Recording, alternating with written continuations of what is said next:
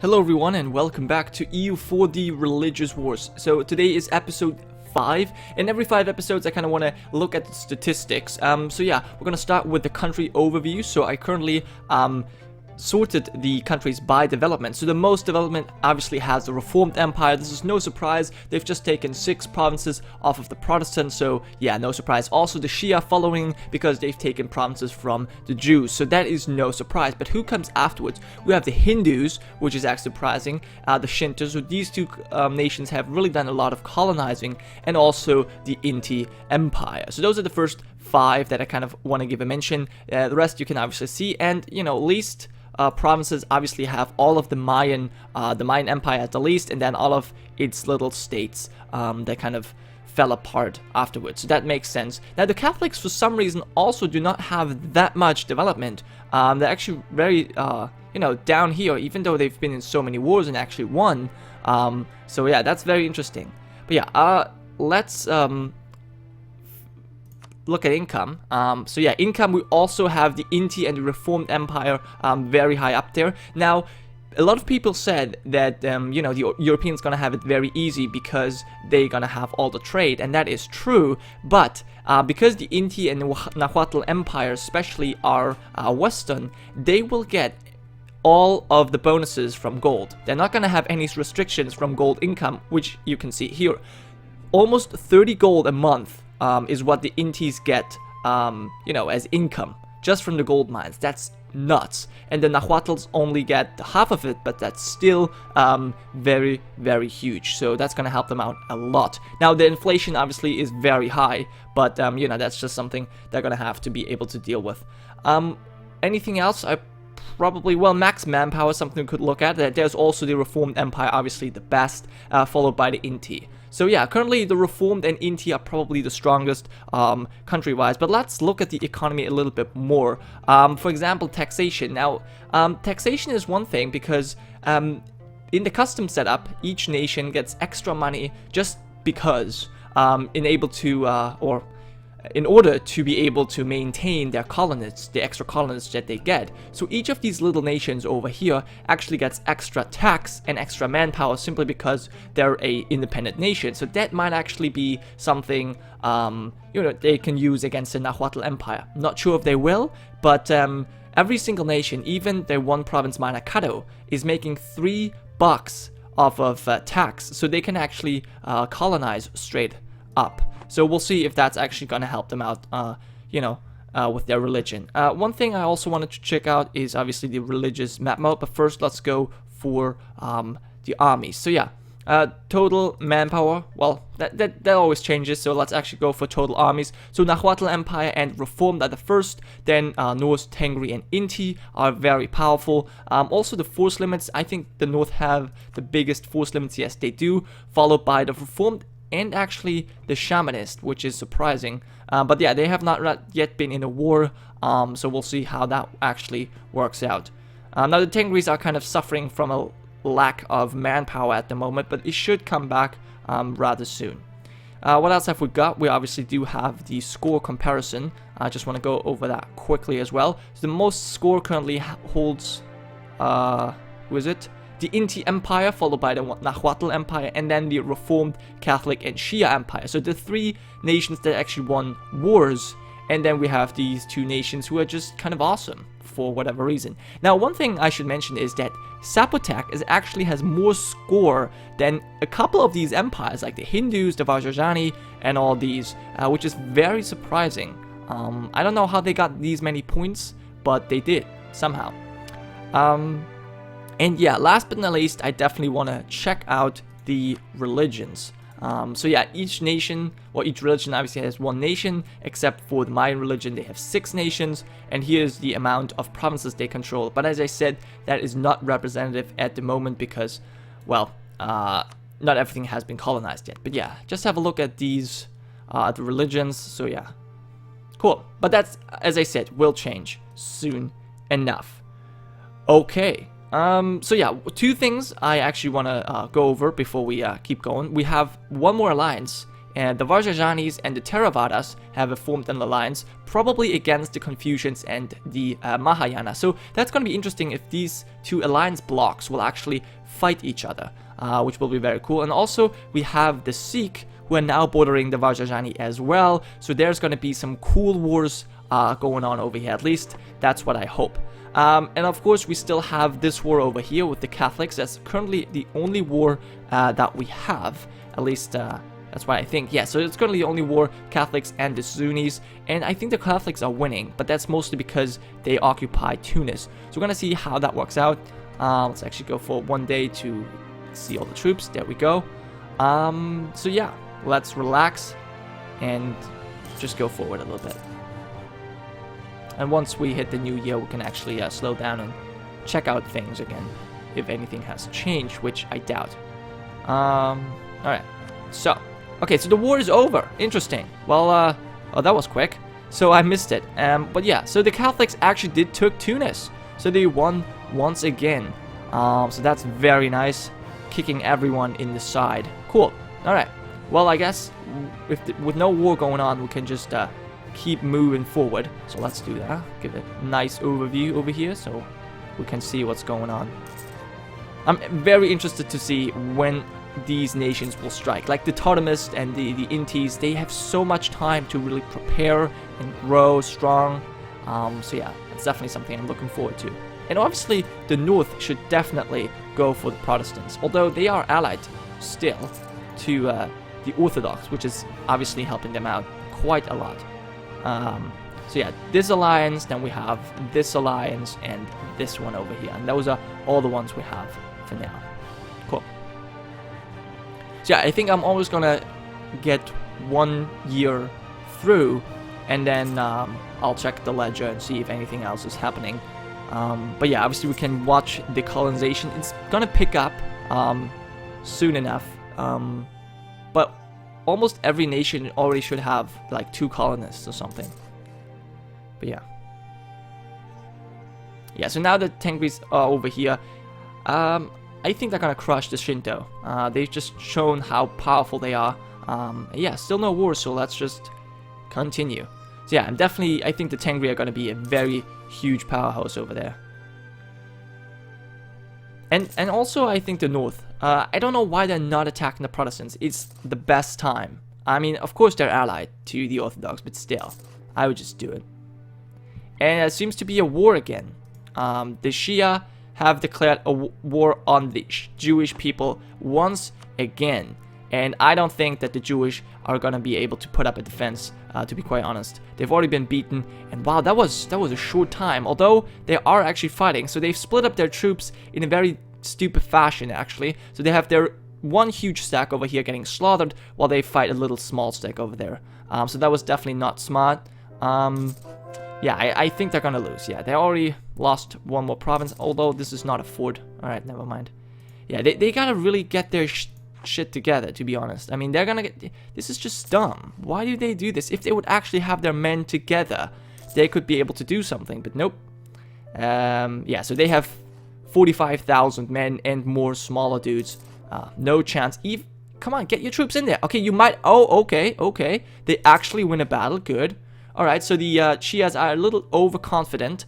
And they just, yeah, it just caused them to lose 2 battles in a row. And wow, we have a lot of wars that have been declared. Okay, I definitely have to slow down time a little bit. So the Shia obviously fight the Jewish, and there's currently no war score at all. Okay, then we have the Sikh conquest of Hormuz against the Ibadi Empire. We have the Nahuatl conquest of Tohtatep against the Maya, Quiche, and Kado, and we have the big alliances in the east fighting each other. So we have the Mahayana and the Confucians on one side against the Varjajani Empire and the Theravadas on the other. So that is definitely going to be very interesting. The Confucians and the Mahayana in the east towards the, well, westernmost people. Okay, so the Confucians do have 50,000 men in a stack of 40 and 10, and the Mahayani have 27 and 16. So the Mahayani have more than the Theravada, if they don't have any men on their ships, which I can't say. So they are stronger than they are, and it seems like the Confucians are stronger than the Vajrayani. So troop-wise, these alliance over here, the attackers, are stronger, but the question is, will they also fight well in these mountains over here? Because this is, yeah, mostly hills, or highlands or mountains. So there is big defensive bonuses. We'll see if they're actually going to be able to win this war smart. Yeah, then the Sikh obviously going for them. I don't know if that's really the smartest move. They could have attacked the Vajrayani because they're currently busy.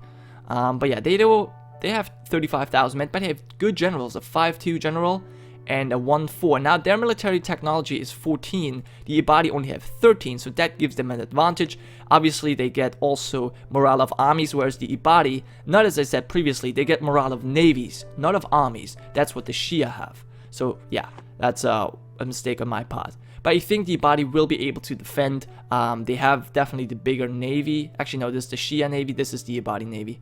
Alright, well, we'll see. But they're probably going to lose their colonies. What else happened? Nahuatl. Okay, that's the last thing I'm going to have to check out. And then we're going to have to get the game rolling a little bit. Alright, so the Nahuatl are at war with a huge coalition. Well, it's not a huge coalition. This is the 3 smaller states, Maya, Quiche, and Kado, which I think they're not going to be able to defend. Yeah, those are the Zapotecs. No, they hardly have any troops.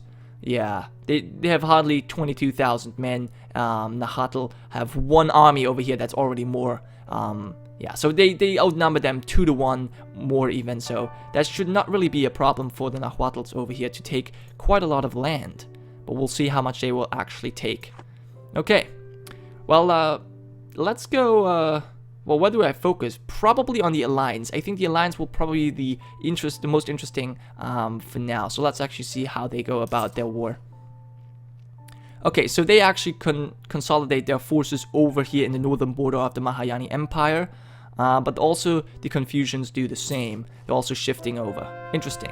So there's 23,000 men of the Rajani Empire. So they could actually take them out. But I don't see them doing that. Okay. Okay. So far they are avoiding big battles. They're just sieging each other. That's what it seems like. But they're sieging much faster. Wow, they just sieged 3 castles already. Actually, it's only 1 castle. And there's a big battle. And it seems the Confucians are losing. The Confucians are losing. They attacked into mountains. And they just lost horribly. Yeah, obviously Nahuatl is winning heavily. But yeah, this alliance is losing. And it seems like the Shias have been beaten back by the Jews. So that's something we're going to have to check out. The Ibadis have landed in the Sikh provinces. Not sure if that's the smartest move, as you are the defender. But yeah, it seems like the Jewish are now pushing into Shia heartland. So they might actually be able to retake their provinces, which would be something I'm kind of looking forward to, because, you know, I don't want any of these nations to really lose. But yeah, it seems like they stack wiped the Shia army. That is interesting. 42,000 Jews, but there's almost no Shia. They must have done a very good job. Oh well, again, one big surprise, and the Ibadis are just pushing in quickly. Although, you know, they've only taken 1 castle yet. But they're getting attacked, okay. Yeah, and they're getting wiped. Their army just got wiped out by the Sikh Empire. So yeah, that's one thing. Yeah, so Nahuatl, I think that's rather straightforward that they're gonna win. We're gonna have a look at this. Yes, 64,000 against 7,000. Shouldn't really be a problem. Okay, so we're just gonna have to check back later on them to see what they actually take. But let's focus on the alliance, because I think these guys have the most troops in the game. So that's gonna be interesting. Okay, so there's still the huge Confucian army. That hasn't really... Yeah, they're not doing a good job. They're always attacking into the holy balls. 51,000 men and another 24,000. They're always attacking into mountains. That is just stupid. That is just stupid. Right there. They just lost huge battles. I mean, luckily they're the attackers, so that's kind of, you know, not that bad. Now, Van is still being held by the Shias over here, which... definitely... Oh no, now they have retaken Van. And they have been able to get 20 or 30,000 men. But they've attacked into mountains again, and that's why they lost. Okay, so the Jews are pushing them back. Interesting. Okay, and the Sikh still fighting, unable to actually destroy the Ibadi completely. Their country seems to be very easily to be besieged. They only have 30,000 men, so do the Ibadi. If they quickly wipe out these 9,000 men, that would be amazing. Let's check out any more wars. So yeah, the Nahuatl are done, so let's check out what they've taken. They haven't taken that much. They've taken 2 provinces over here, I think, and 1 down here. Alright, but they've certainly demonstrated their strength. So yeah, it's 3 provinces they've taken. Okay, well, they're dominating this area, and the Mayan Empire is colonizing even more over here. So they're gonna aggro the Inti Empire soon enough. Okay, but let's check out this area, because we have 2 wars that we can actually watch. 40,000 against 36, so the Shias are definitely rebuilding their troops very quickly. So that is actually surprising. I wonder if the Jews will win this. Let's check this out again. Now they're... Yep. So the Jews are winning by 10%. And they've been attacked again. I wonder if the... Yeah, the Jews are not sending in their men. Why not? This is stupid. You would have won the battle. Sometimes they really do stupid stuff, which I don't understand why. Yeah, they might be lucky to... Nope, they're gonna lose again. Because they do not get their troops together, which is so stupid. Yeah, so the Sikh... I think the Sikh army has been crushed. Yep. I only see 7,000 men and another 9,000 over there. So the Ibadis are definitely going to get something out of it. I don't know if they have actually taken any claim. They don't have any claims. They're probably not going to take anything. But they'll definitely be able to defend their homeland. And yeah, 80,000 men of the Rajajani and Theravada over here. I think they pretty much got this. I wonder what they take. Have they any claims? They do have claims. So they're definitely able to take something. At least the Vajrayani are. So that's going to be interesting to see. And a new war has been declared. Nahuatl are now attacking the Zapotec, Muisca, Mayan Empire, and Caddo. Okay, so they're now... they feel very confident, and I think they can. Where is the Mayan Empire army? Is that it? 13,000 men? Yep. So basically, they're now at war with the 2 bigger Mayan nations, but yeah, I don't think they'll be able to do anything against it. And they're going to take 2 more provinces off of the Mayas. 3 more provinces, actually, is what they have claims on. Yeah. So that's also going to be a quick war. That is really sad. So the Mayans really struggle a lot. Okay. Well, let's go back over here, I think. Check out the Jews. Where is the Shia? Okay, they have 30,000 men over there. Okay. But they're just sitting there, and they're not actually sieging anything. But they're going to go and crush these 19,000 men. Although, yeah, no, they're not going to crush it. Their superior morale is what does it. And what happened? Nobody took anything. Okay, so the Jews were not able to take their core provinces back, but at least they didn't lose any more provinces. So I think it's a win in their point of view. Okay, so that war over. And we also have the war over here. So the Ibadis have peaced out. They're not taking anything as I expected. Okay, so yeah, finally we have this war to check out.